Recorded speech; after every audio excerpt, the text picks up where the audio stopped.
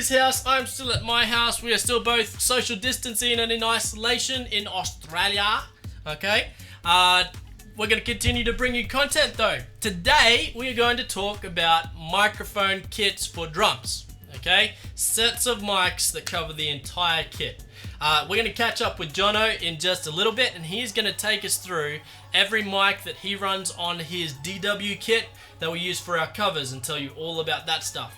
To start with though, I'm going to give you a little bit of information about where you would begin if you had to buy mics for the first time. Okay?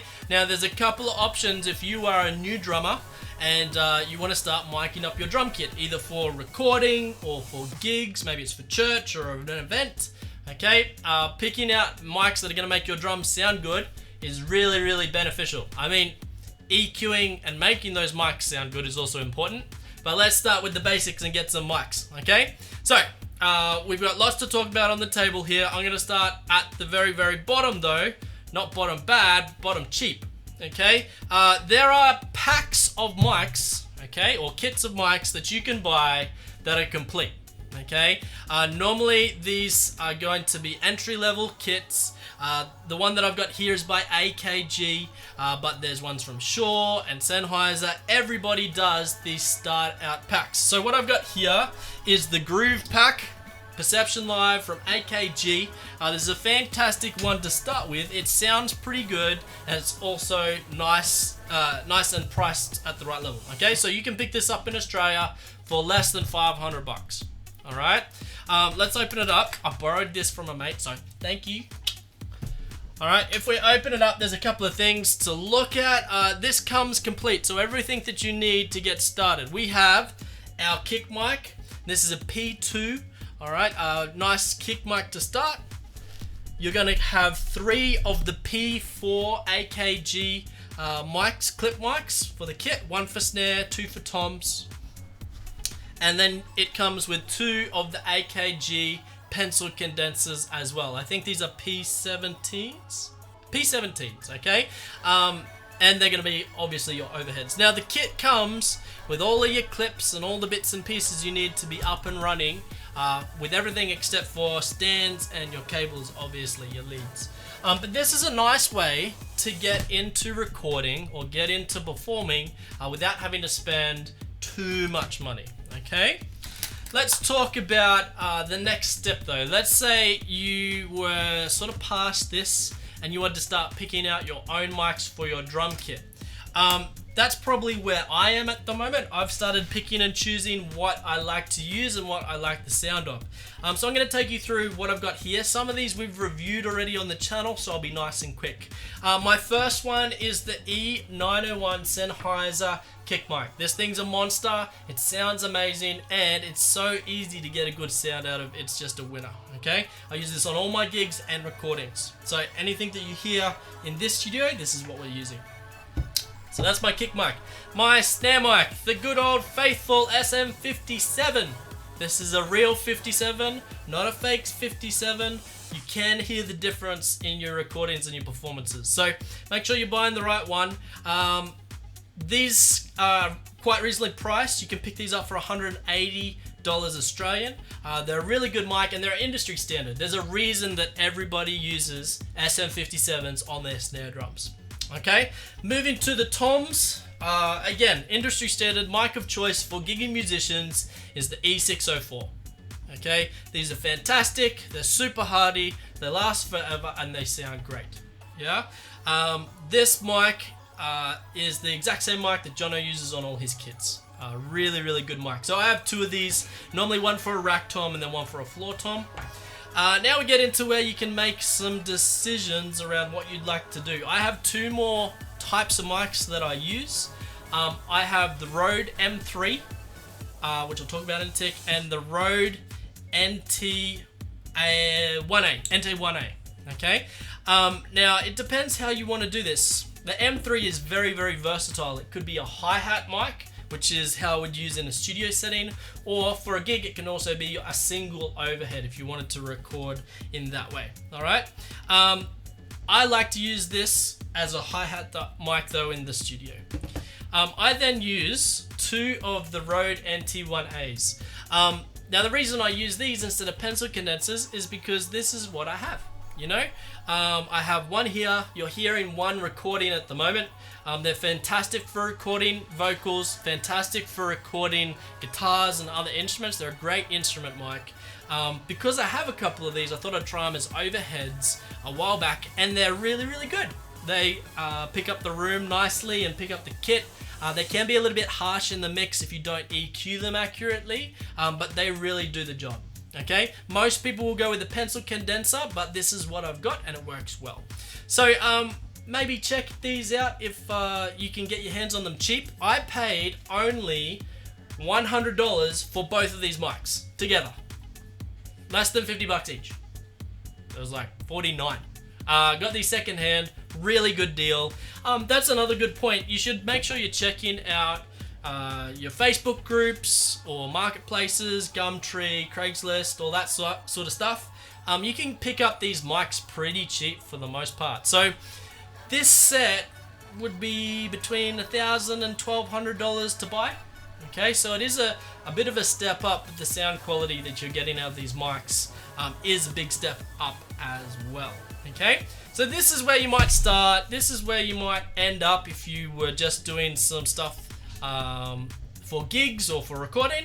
We're going to take you over to Jono's house now. I'll pass you over to him. He's going to take you through his entire kit and exactly what he does to get the sound that we get on our recordings. Okay, so I'm going to pass over to Jono. Guys, have a fantastic week. I will see you later. Bye-bye!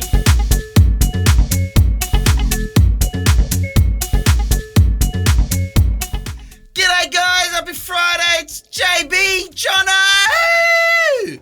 I'm doing it pretty loud, so hopefully that Molzo can hear me across the block. How are you guys? Today we're looking at mics! I'm pretty sure I just seen the video from Molzo. He's explained to you good entry-level set that, you know, is not bad, but it's, you know, cheap for the entry level that are good. He's also showed you what he's using in his studio when we record over there. I thought I'd quickly run through what I'm using here when we do all our JBDrumTalk vlogs. So as you can probably see on the desk, I've got my little array of mics. This is not all the mics that I own. I own a few more that I use live as well, but this is what we're using in the studio at the moment. Let's start from the beginning. Now, as Molzo was saying, he has these lovely little clip-on mics. These are the Sennheiser 604s. Now, these are such a versatile mic. I use them on my snare drum and on my toms. So in the videos that you'll see, as of recent, I've gone back to these mics. I was using them live, but I'm using them in the studio again now.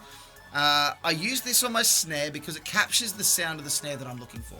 It's a very wide frequency capture, but at the same time, it does have a little bit of reduction in the mids, and it's boosted at the top and the low mids a little bit, so it gives you that nice punch. So before you even start EQing or doing anything like that, you've got quite a good little mic that you can clip on and hopefully just pull out a good tone if your drum sounds good.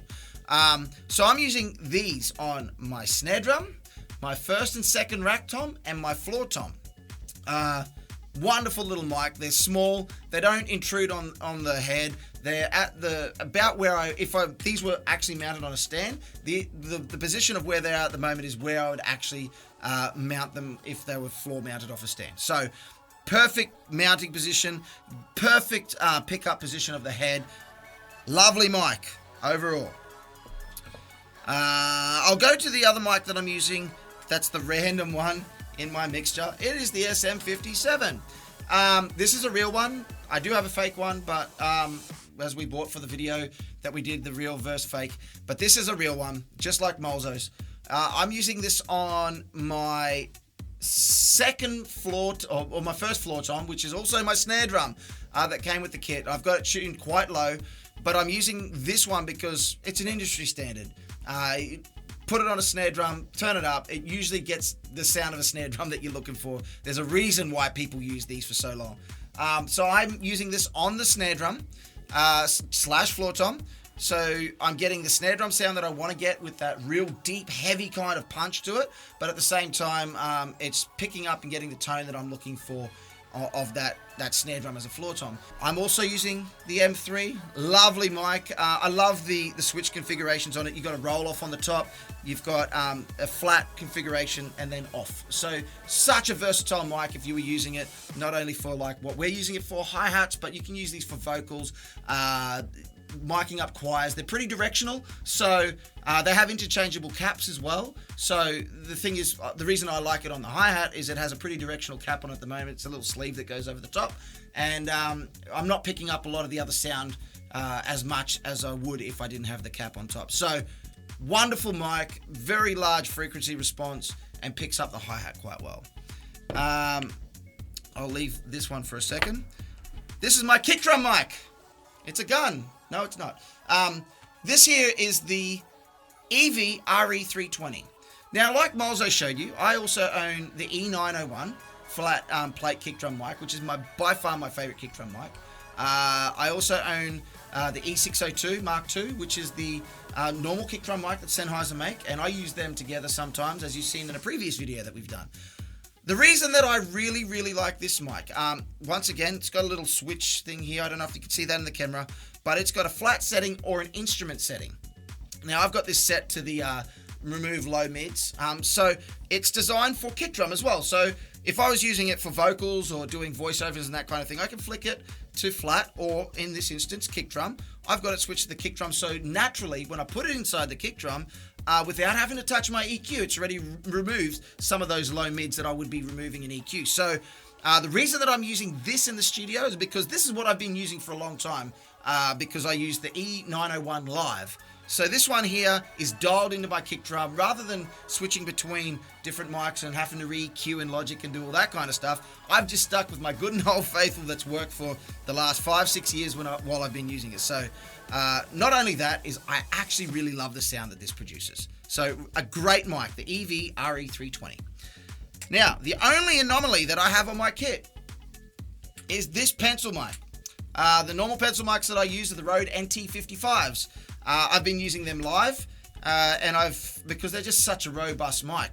But these ones here are like a Shure pencil condenser copy. I got these from Wish, just as, once again, we were doing going to do fake first real or, comparison. But in the end, these mics blew me away, and other local sound engineers that heard them just went, are you for real? Is that a copy? This thing here actually picks up the sound and the tone of the cymbals that I really, really like. So I've gone and stuck with these in the studio because, one, I have them dialed in, and two, I just really, really like the sound. So there is one anomaly on my kit. Well, two. I've got two of them. One that mics up the ride, the crash, and the China, and one that mics up these three over here, the splashes and the crash. So I really, really like them mics. But overall, they're the mics that I'm using in the studio. They're fantastic. Like I said, I've got the NT55 by Rode as well. I've got all the other kick drum mics. I've got a couple of these SM57s. I've got the fake one as well. And in the end, in the studio, these are what kind of get the sound that I'm after in recording. The only other thing I'm using is the Rode NT USB for my voiceovers in my studio. In Molzo's studio, we use a Rode M3 because it's, once again, a bit more directional and picks up a little bit less room noise. So, hope that helps you guys. That's what we're using in the studio. Happy Friday. I'm going to pass you back to Molzo. No, I'm not passing you back to Molzo. I'm going to just say goodbye because he's across the block. See, I'm just so used to sitting next to him going, "And Molzo, we're finished. What are you going